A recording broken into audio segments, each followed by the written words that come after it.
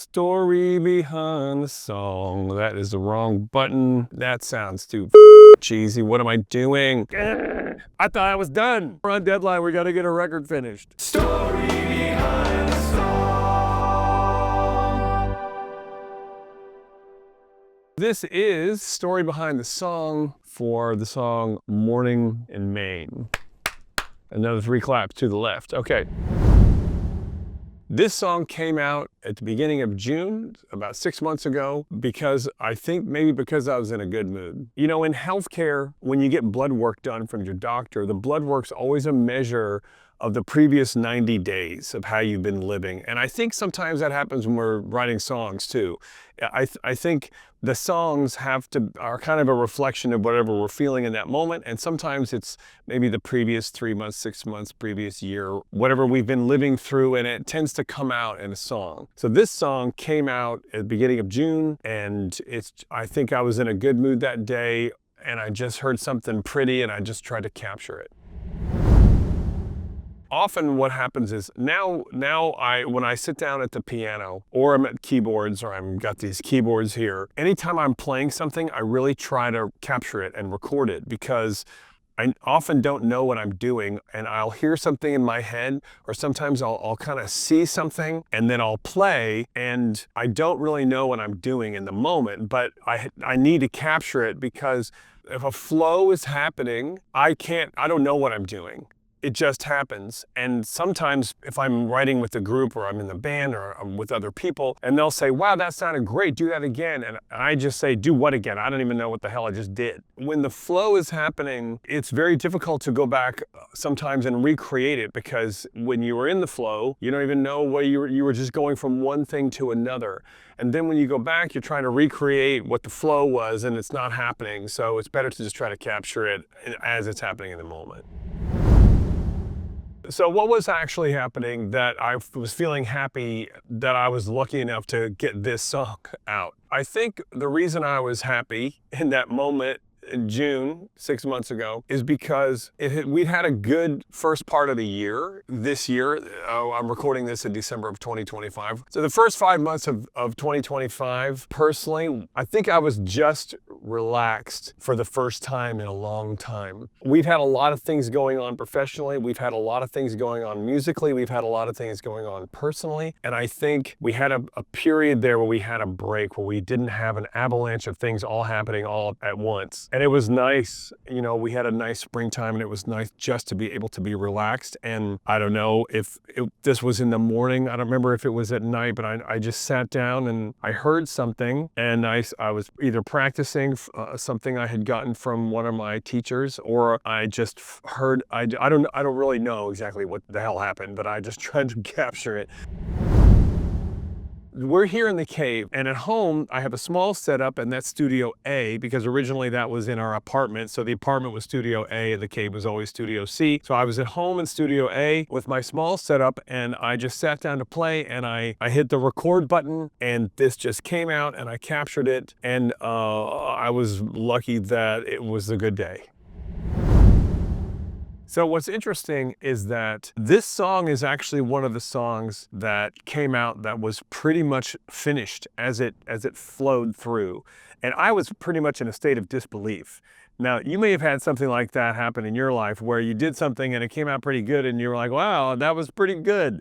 An analogy I have sometimes is parallel parking. You know, you might see a spot and you're trying to parallel park and you're like, man, I don't know if I can fit it in there, and you go and you kind of back up and you like swing it in and it's just right the first time. And you're like, wow, that was pretty good. And that's kind of how I felt about this song, is I thought, oh, that was really pretty good. Kind of somewhat in a state of disbelief. You know, am I gonna have to redo something here? When I create these records, when I create these solo albums, actually when I create any record, it can be with a band record. Because I'm always documenting, capturing things either on my own or when I'm working with a band or a group, I record everything. I'm super organized with naming of files and folders and the way I organize things. I have these whiteboards. On the whiteboards, I write everything out and I have it, and then I take notes about how I think I could use this material. So this song, oh, this could go on a solo piano record. Oh, this could be a solo album, but I hear synthesizers and I hear orchestrations.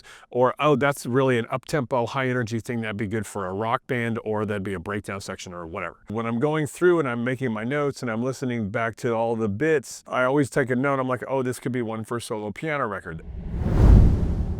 Thank God for Natalie Brown. I'm going to say this in every video. Natalie Brown is my co-producer for this record because, number one, I trust her. Number two, she has great ears. And Natalie acts as the ears for you. She hears things like you, a listener. She's able to say, you know, that's really pretty, or that you need to restructure that, or you need to make this a little shorter or a little longer, or it sounded like you ended the song and you started the song over already. She's almost always right. And I almost always do what she says because she never tells me what to do. She doesn't actually tell me, she doesn't give me any useful advice as far as what to do musically. But she's able to hear and feel the music as if she were you and give me feedback and say, this is what needs to change. She's a great editor. It's a very interesting working relationship because although she is a great musician and a great vocalist and a great actor and a great writer and a great songwriter, she doesn't really know how to fix anything. She just knows how to tell me what she hears is wrong. A lot of times I don't want to hear it. I don't want to hear what she has to say, even though I trust her and I ask her opinion, because sometimes I think, oh, this is done. And then she tells me something and I'm like, I thought I was done. I don't want to work on this anymore. I don't want to change it. I don't want to have to do any more work on this. But then I just have to calm down and listen because I want to be done. I want to be done with this song. I want to move on to the next song. We're on deadline. We got to get a record finished. But she's almost always right. And I try to listen to her absolutely as much as I can unless I try her. You know what? Sometimes I try her idea and I don't like it. So I don't listen to her advice. But most of the time I do. And I go, oh, she's right. It is better that way. Even though I don't want to admit it. My ego doesn't want to admit it, or the artist in me doesn't want to admit it. Yeah, her input is very helpful. And I'm very proud and very grateful to have Natalie Brown as the co-producer on this record. So once I decide that I'm going to use a song for this project and I have my notes by it, the first thing I do is I go through on the timeline and I mark off, okay, here's an A section, here's a B section. The A section is a theme, it could be a verse. The B section, that could be a chorus. And I go through and I structure out the song and I go, okay, what do I need to change? Where do I need a bridge? Do I need a breakdown section? That's too long, that's too boring. I already played that before. That sounds just like another song. How am I gonna make a difference from the first verse to the second verse to the third verse? How am I gonna have the song build over time? Solo piano is very difficult. There's no room to hide. And what I mean by that is when you're working in a band or you're working in a group, first of all, you have vocals, and then the vocals, number one, the lyrics help to tell the story. Number two, you can always stack and layer in more harmonies as the song goes on. You can always add more guitar parts. The bass plays something different. The drums play something different. I can stack in and layer different synthesizers or orchestrations or choirs or whatever. But here is just these 10 fingers. On these solo piano type things, I find that the best way to tell a story musically is to start very simply and then have it grow over time. And sometimes I'll make the ending as big as I can and then I just have to keep dialing back more pieces to the beginning where there's almost nothing happening. Part of the challenge is you have to be the rhythm and the harmony and the melody all at the same time while trying to tell some kind of a story musically that's interesting.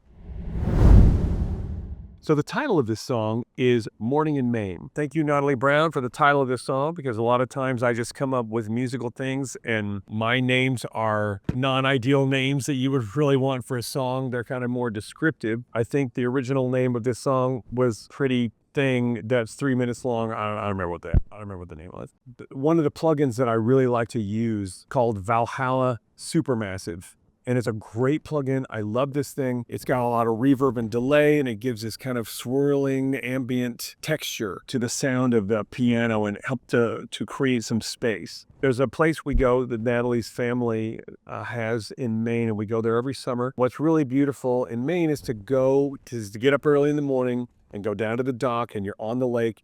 And it's just this beautiful view of the lake, and there's mist coming off the lake, and there's loons, and it's very peaceful and very quiet and very beautiful. And this, Natalie said, how about morning in Maine? Because it feels like what it's like when you're sitting on the dock in the morning, and it's just quiet and peaceful and beautiful. And she's right. So that's where the name of the song came from. And thank you once again, Natalie Brown. So I hope you like this song, Morning in Maine. It's the first track on the record. It's the first single release in this River of Time virtual tour this year. If you like it, please save it on streaming or please purchase the CD. We're hoping to place in the Billboard chart with this album release. Please listen to it. Please share it with your friends. And let me know in the comments below here if you're watching on YouTube or one of the other social media channels. Please let me know in the comments below if you like it. Ask me any questions, and I would love to answer your questions either in this video or in a future video. And I hope to see you on tour, or we hope to see you on one of our upcoming live streams. Thank you so much for watching, and we'll see you next time. So I don't even know what I'm doing sometimes. Cut! The person you are calling has not answered. Please try again. No, cut.